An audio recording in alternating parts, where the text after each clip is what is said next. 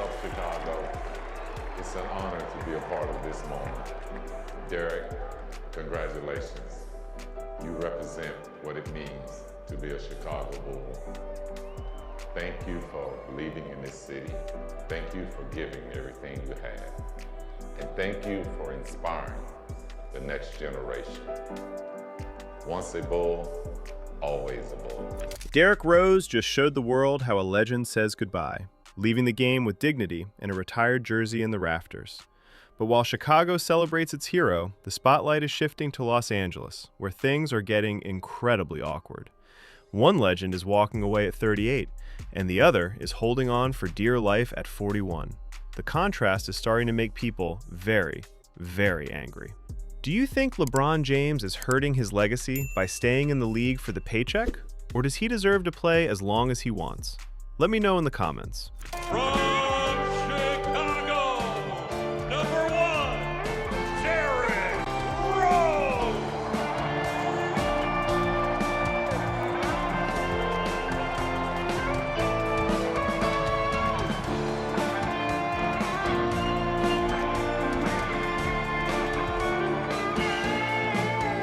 Let's talk about the absolute emotional roller coaster we just witnessed in Chicago.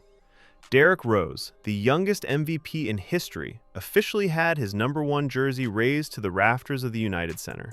It was beautiful. It was tearful.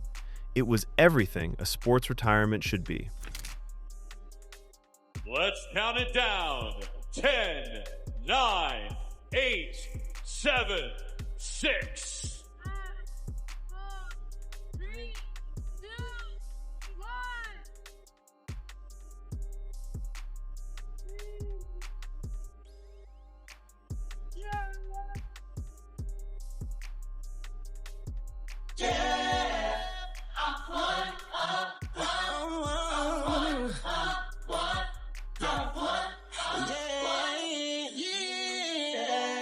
Fans brave single-digit temperatures and snow just to stand outside and catch a glimpse of the man who once gave the city hope.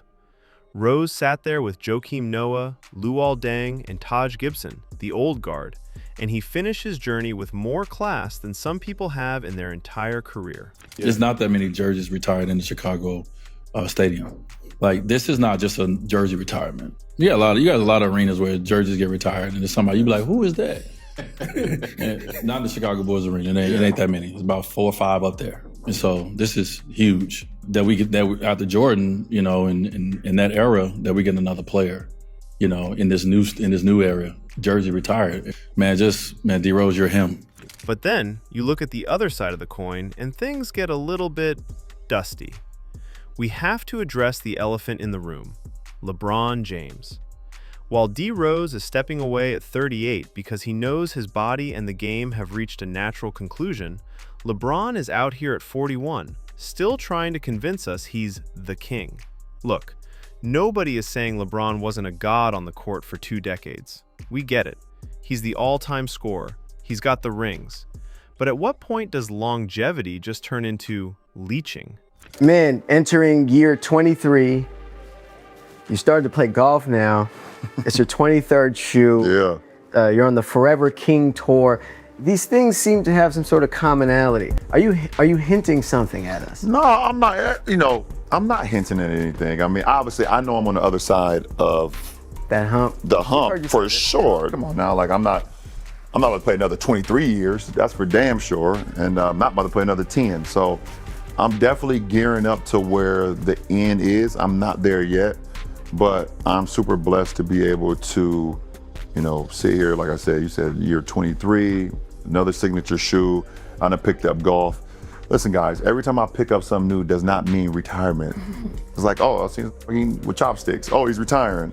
Oh, I've seen him wear a t-shirt that's too big. Oh, retirement. Oh, he picked up golf, retirement. It's like, it's just something I want to do. It's just a little hobby. But retirement is coming. It is coming. It's just not here just yet. LeBron is currently taking home $52 million this season. $52 million for a guy who is 41 years old and clearly can't carry a team the way he used to. It's starting to feel less like a legendary career and more like a high-stakes heist of the Lakers' payroll. While Rose is retiring a hero, LeBron is slowly becoming the guy who stays at the party way too late, long after the music has stopped and the lights have come on. The fans are tired. The media is tired. Heck, even the Lakers front office has to be looking at that $52 million cap hit and wondering if they could have bought a whole new starting lineup instead of a 41-year-old's retirement tour. When the season ended, I said I wasn't sure if I was going to keep playing. And I know a lot of experts told you guys what I said, but I'm here now speaking for myself.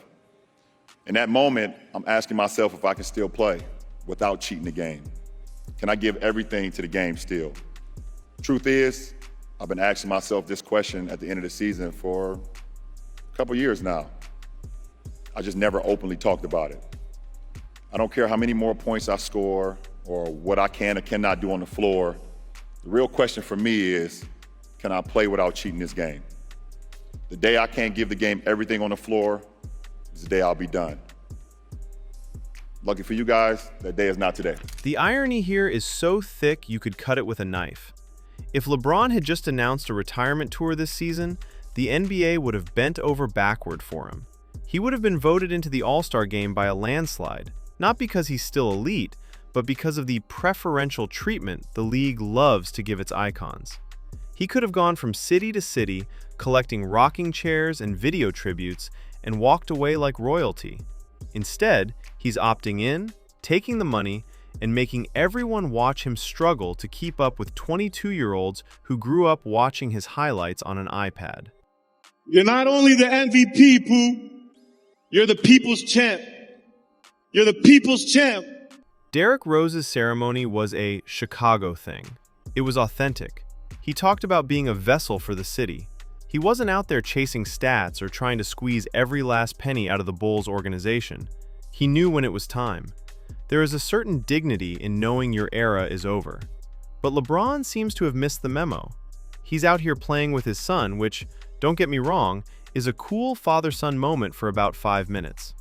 But when you're paying $52 million for a moment while the team is stuck in the middle of the standings, it starts to feel a bit selfish. Think about the message the Bulls sent by retiring Rose's jersey. They joined him with legends like Jordan, Pippen, Sloan, and Love. They waited until they could do it right. They didn't rush it while he was still hanging on as a bench warmer for some random team. They waited for the man to be at peace with his career. LeBron, on the other hand, is treating the NBA like his personal piggy bank. He's taking up a roster spot, a massive chunk of the salary cap, and all the oxygen in the room. The fans in Chicago stayed in their seats for an hour after the game just to watch Rose cry. They loved him because he was one of them. LeBron has spent his career being a global brand, which is fine, but brands don't have feelings. Brands just want to maximize profit. And that's exactly what we're seeing right now. It's a cash grab. It's an ego trip. It's a refusal to accept that the King James era is in the rearview mirror. We've seen this before with legends who didn't know when to quit. But usually, they aren't taking $52 million a year to be mediocre. Usually, they take a vet minimum and mentor the young guys. LeBron is still acting like the sun revolves around him, while Derrick Rose is sitting in a suite with his old teammates, enjoying a legacy that is actually intact. The sarcasm is really the only way to process the double standards here. Imagine if Derrick Rose had tried to stick around until he was 41, hobbling up and down the court while making $50 million. People would have been calling for his head. But because it's LeBron, the media acts like we should be grateful to watch him jog back on defense. Speaking of defense, let's be honest. LeBron's defensive effort this season has been a suggestion at best. He's roaming, which is just a fancy way of saying he's standing in the paint waiting for the highlight block while his man hits an open three. LeBron's season started with him sitting out because of sciatica. Sciatica. That's a my back hurts from carrying my $52 million to the bank kind of injury. He missed the first few weeks of the season, marking the first time in his 23-year career that he wasn't there for opening night. And even since he's been back, the performance has been, well, let's just say he's averaging about 22 points, but his plus-minus is often in the basement. He's getting cooked by guys who weren't even born when he was drafted. The disrespect is finally coming from the players too. We've seen young stars like Anthony Edwards and Shai Gilgeous-Alexander looking at him like he's just another guy. They aren't scared of the chase-down block anymore because it's not coming. They see the gray in the beard and the slow feet. Chandler Parsons even called him out for skipping the All-Star game because he was nursing injuries, questioning if he would have played if Bronny was in the Rising Stars game. The aura is gone. The invincibility is a memory. Rose gave his heart to Chicago, and even though he didn't bring home a championship, the city treats him like he did. Why? Because he was real. He didn't have a marketing team trying to brand his retirement. He just played until he couldn't, and then he walked away. LeBron is so worried about his legacy and his narratives that he's actually tarnishing them. He's becoming the guy who is remembered for leeching off the Lakers in his 40s rather than the guy who dominated the 2000s. If the NBA really wanted to help him, they'd tell him the truth. LeBron, it's over. Take the retirement tour, take the flowers, and let us retire your jersey while people still remember you as a superstar. But they won't, because he makes them too much money. And he won't leave because he loves the paycheck too much. It's a cycle of greed that is starting to turn the fans off. Look at the Bulls game on Saturday night. Kevin Huerter hit a game winner and almost jumped into his teammates' arms as a tribute to Rose's 2015 playoff moment. That's impact. That's a legacy that lives on in the players who came after him. Is anyone going to be doing LeBron tributes in 10 years? Maybe they'll just be checking their bank accounts to see if they can leech a few extra million before they head out the door. Rose thanked his mother, his brothers, and the fans. He was humble. He was a vessel. LeBron is a CEO, and that's the difference. One is a basketball player we'll miss, the other is a corporate entity we're just waiting to see leave the office. The contrast between Rose's retirement and LeBron's leeching era couldn't be more obvious. The Bulls players wore Rose shirts for warm-ups. The fans chanted MVP until their voices were gone. It was a celebration of what was. LeBron is forcing us to celebrate what isn't anymore. He's forcing us to watch a 41-year-old body try to do things it hasn't been able to do consistently in 3 years. It's not inspiring, it's uncomfortable. The reality of LeBron's 2025 to 26 season is that he's playing for himself. He's chasing that scoring record further into the stratosphere so nobody can ever touch it, while the Lakers' winning percentage sinks lower into the ground. He's stat padding his way to a $52 million payday while the defense is non-existent. When you see him standing there, hands on his hips, watching a transition bucket, you realize the king is just a spectator who happens to be wearing a jersey. It's actually hilarious how much the media tries to protect him. They'll show one dunk from the first quarter and act like he's 25 again, ignoring the fact that he was minus 12 for the game and gave up 4 wide-open layups because he didn't want to run back. The hypocrisy is staggering. If any other player in the league was getting paid $52 million to be a defensive liability and a part-time participant, they'd be the most hated person in sports. But LeBron gets a pass because of what he did for Cleveland and Miami. The sciatica excuse was just the beginning. It set the tone for a season of management. We aren't watching a basketball player. We're watching a managed asset. And while that asset is depreciating on the court, its cost is staying sky high. The Lakers are stuck. They signed the extension, they made the bed, and now they have to sleep in it, while LeBron takes up all the blankets. Rose talked about the vibration that connected him to the fans. LeBron has a vibration too, but it's just the sound of a cash register.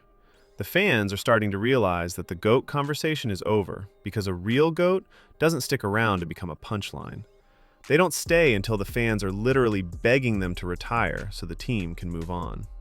Imagine being a young player on the Lakers, working your tail off, only to realize the team can't sign any help because a 41-year-old is leeching all the money to pay for his recovery treatments and wine collection.